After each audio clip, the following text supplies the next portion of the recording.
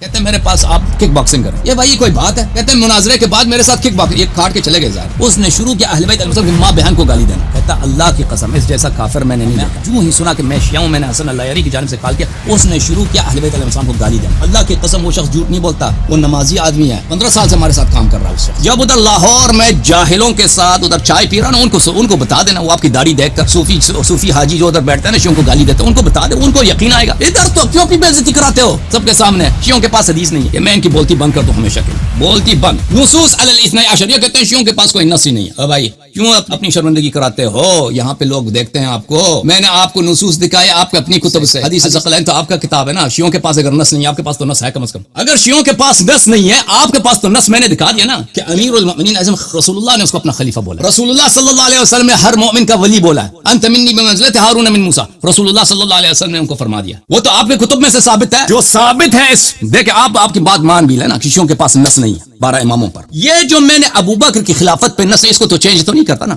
ابو بکر کی خلافت غیر شرعی تو یہ تو ثابت ہو گیا. امیر المؤمنین علیہ الصلوۃ والسلام اور اہل بیت علیہم السلام, جن میں امام حسن امام حسین علیہ السلام شامل ہے, ان کی ولایت حدیث ثقلین سے اور جو احادیث میں نے آج دیکھا ان سے تو ثابت ہے. خلافت آج کے پروگرام آپ کی بات مان لی نا کہ شیعوں کے پاس نص نہیں ہے, ان کے نصوص میں تضاد ہے. یہ باتیں سب جھوٹی باتیں جو آپ نے نقل کی ہے نا, آپ کی جہالت کے دلائل ہیں. آپ اگر مان بھی لینا, جو اس کو حقیقت کو چینج نہیں کرتا, اس حقیقت کو چینج نہیں کرتا کہ ابو بکر کی خلافت غیر شرعی, اس کی شرعی ہونے کی کوئی دلیل ہے. اس کی خلافت ہی بدعت ہے اور بدعتی جہنمی ہوتا ہے. اس کی خلافت خلاف الناس خلاف الشرع. امیر المؤمنین علیہ السلام امام حسن امام حسین علیہ السلام, ان کی خلافت ثابت, ان کے حق اطاعت ثابت, سب پہ ثابت. یہ تو ثابت ہو گیا, اس کو تو چینج نہیں کر سکے. یہ تو آپ کے صحیح حدیث سے میں نے ثابت کیا الحمدللہ رب العالمین. اب یہ جو کہتا ہے نا کہ نص نہیں ہے شیعوں کے پاس, میرے محترم ناظرین ملاحظہ فرمائیے کہ میں ان کی بولتی بند کر دوں ہمیشہ کے لیے. بولتی بند. یہ کتاب ہے میرے محترم ناظرین, ایک منٹ آپ ایکسپوز کر لینا. یہ کتاب ہے اثبات النصوص بالنصوص والمعجزات, اثبات الہدات بالنصوص والمعجزات. ائمہ طاہرین علیہم الصلوۃ والسلام کی امامت کا اثبات نصوص کے ذریعے. شیخ حر عاملی رحمۃ اللہ علیہ کی کتاب, یہ جزء اول اس کتاب کی. میں صرف اس کتاب کے فہارس آپ کو دکھاؤں گا. یہ لوگ جھوٹی داد کہ شیعوں کے پاس تو کوئی نہیں ہے, کوئی ان کے پاس نص ہی نہیں ہے. بھائی کم از کم اس بات کو شیعوں کے سامنے نہ کہو نا.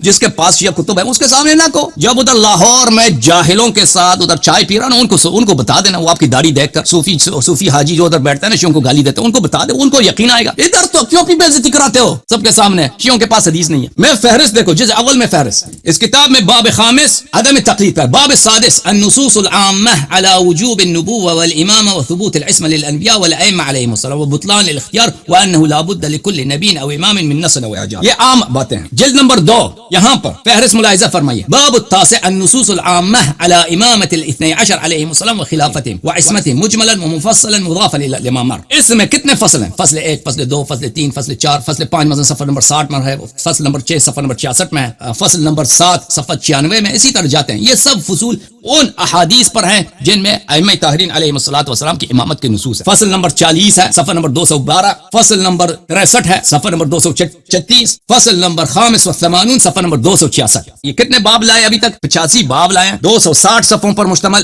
احادیث اہل بیت علیہم الصلوۃ والسلام کی امامت کے. باب التاسع فی جملۃ من الاخبار فی النصوص علی الائمة الاثنی عشر من طریق العامہ وکتبهم المعتمدہ. پھر اس کے بعد شروع ہو جاتا ہے کہ مخالفین کے کتب سے 12 اماموں کے نصوص. ایک فصل, 2 فصل, یہ فصول ہے کے بعد دیگر سب آتے ہیں.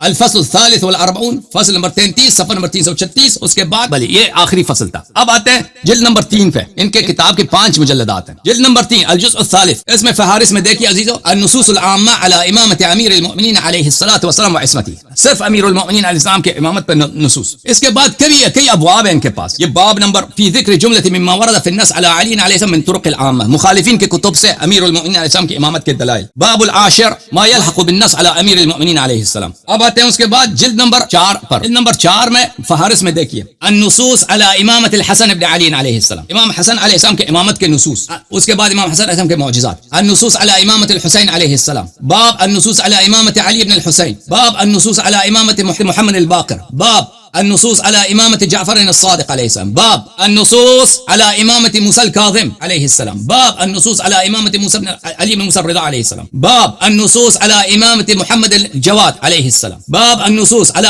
إمامة علي الهادي یہ کتنے ہو گئے بھائی؟ 10ویں امام تک انہوں نے ہر امام کے لیے ایک باب بنائے جلد نمبر 4 پر. اب آتے ہیں جلد نمبر 5 میں. جلد نمبر 5 میں جزء خامس ہے یہ. فہرست ملاحظہ فرمائیے. باب الثلاثون النصوص على امامة الامام الحسن العسكري عليه السلام. باب الحادي والثلاثون النصوص على امامة الامام المهدي صاحب الزمان عليه الصلاة والسلام. پھر اس کے بعد باب الثانی والثلاثون امام مہدی علیہ الصلوۃ والسلام کے نصوص مخالفین کے کتب میں. اب پر یہ کہتے ہیں کہ نص نہیں ہے شیعوں کے خلاف. یہ صرف میں نے فہرست دکھائی. ہر باب میں کسی باب میں 5 حدیث ہے، 10 حدیث ہے، کسی باب میں 50 حدیث ہے، اور یہ کہتے ہیں کہ پاس نص نہیں ہے. یہ تو آپ کی جہالت کی بات ہے نا.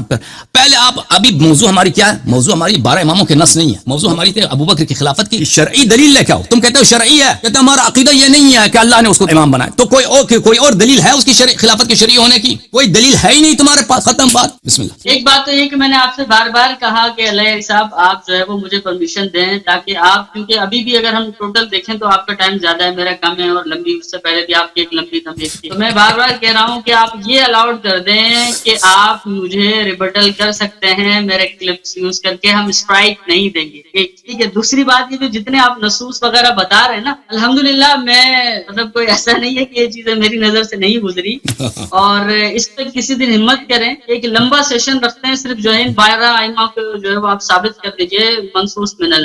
ہم 12 اماموں سے ہاتھ اٹھائیں گے.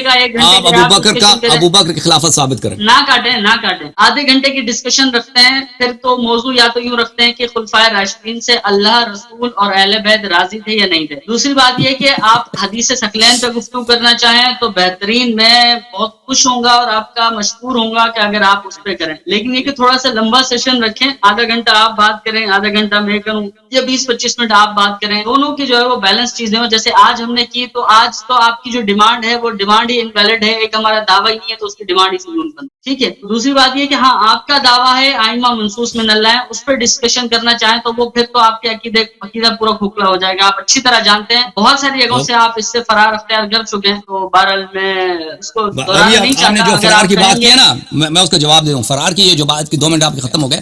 یہ بات یہ ہے، کروا دینا پھر ٹائمر سٹاپ. پہلی بات یہ ہے کہ انہوں نے کہا آپ نے رامی عیسیٰ سے فرار کیا. بھائی رامی عیسیٰ نے کہا تھا آپ سے مناظرہ کرو. ہم نے اپنے آپریٹر، عربی زبان کے جو آپریٹر ہیں ان سے کہا کہ ان سے کال کرو. وہ آپریٹر نے مجھے کال کیا، کہتا اللہ کی قسم اس جیسا کافر میں نے نہیں دیکھا. میں نے جو ہی اس نے کہا کہ مجھے سلام کیا، میں نے کہا میں جو ہی سنا کہ میں شیعہ ہوں، میں نے حسن العیاری کی جانب سے کال کیا. اس نے شروع کیا اہل بیت علیہ السلام کو گالی دینا. اللہ کی قسم وہ شخص جھوٹ نہیں بولتا، وہ نمازی آدمی ہے، 15 سال سے ہمارے ساتھ کام کر رہا ہے. اس شخص اس نے اللہ کی قسم کہا کہ مجھے کہا کہ جو ہی اس نے سنا کہ میں شیعہ ہوں، میرے اہل بیت، میں العیاری کی جانب سے کہا، اس نے شروع کیا اہل بیت علیہ السلام کی ماں بہن کو گالی دینا. تو میں اس شخص سے کیسے میں گفتگو کروں؟ تم مجھے بتاؤ. وہ کوئی عالم بھی نہیں، کچھ ہے بھی نہیں. میں اس شخص سے کبھی گفتگو نہیں کروں گا. جب گالی دیتا ہے اس سے میں کیوں یہ.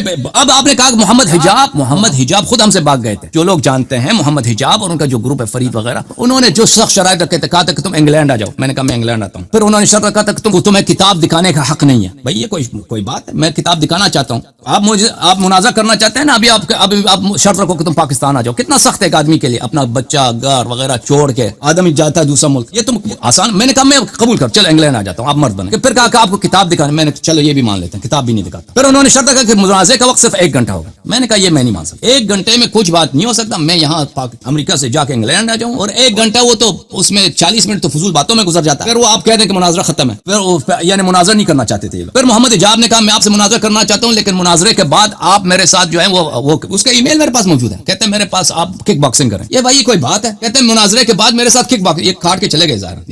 یہ بھائی صاحب ہمارے کاٹ کے چلے. وہ کہتا ہے مناظرے کے بعد میرے ساتھ آپ کک باکسنگ کا میچ رکھیں. یہ کیا غنڈہ گردی ہے کہ مناظرے کے بعد آپ میرے ساتھ کک باکسنگ رکھیں؟ یہ کوئی سنت رسول صلی اللہ علیہ وسلم ہے. اچھا جہاں تک شمرانی کی بات ہے، وہ خود بھاگ گیا تھا. ان کے ساتھ ہمارے 4-5 مناظروں کا تعاقد ہو چکا تھا. انگلش فیس بک پہ موجود ہے. اس کے بعد اس نے آ کے بیان دیا کہ میں اللہ علیہ کے ساتھ مناظر نہیں کرتا. ختم بات. لوگوں نے اس کو کہہ دیا کہ اللہ علیہ کے ساتھ مناظر نہ کرو تو وہ چلا گیا. تو یہ سب آپ کی باتیں جو غلط باتیں آپ کہہ رہے ہیں. آپ ان کا یہ جملہ کہ ہمارا عقیدہ نہیں ہے کہ ابو بکر کی خلافت منسوس ہے، تو اب ہم سے خلافت کی دلیل کیوں مانگتے ہیں؟ بھائی اگر منسوس نہیں ہے تو اس کی شرعی ہونے کی کوئی دلیل تو ہوگی نا. رسول اللہ صلی اللہ علیہ وسلم نے نہیں کہا ابو بکر میرے بعد خلیفہ ہے. اس کی خلافت شرعی ہے، شریعت میں صحیح ہے، بدعت نہیں ہے. اس کی کوئی دلیل تو ہوگی نا. وہ ہمیں دکھاؤ. وہ بھی تمہارے پاس نہیں ہے. ختم بات. جس کی خلافت منسوس ہے اہل بیت علیہ السلام، ان کی خلافت منسوس ہے. اگر ایک شخص ہے اس کی خلافت منسوس ہے، اس کے بیٹے کی خلافت منسوس ہے، اس کے دوسرے بیٹے کی خلافت منسوس ہے، یعنی امیر المومنین علی علیہ السلام وہ منسوس ہے، آپ کے کتب میں متواتر روایات میں موجود ہے. اور ابو بکر کی خلافت منسوس نہیں ہے، اس کی خلافت شرعی ہونے کی کوئی دلیل آپ کے پاس نہیں ہے. تو پھر آپ کیسے اس کی خلافت کو بدعت نہیں کہہ سکتے؟ تو پھر وہ کیسے جنتی آدمی ہو سکتا ہے جس نے نصوص کی مخالفت کرتے ہوئے جو منسوس خلیفہ ہے اس کو گھر بٹھایا، وہ خود خلیفہ بن گیا.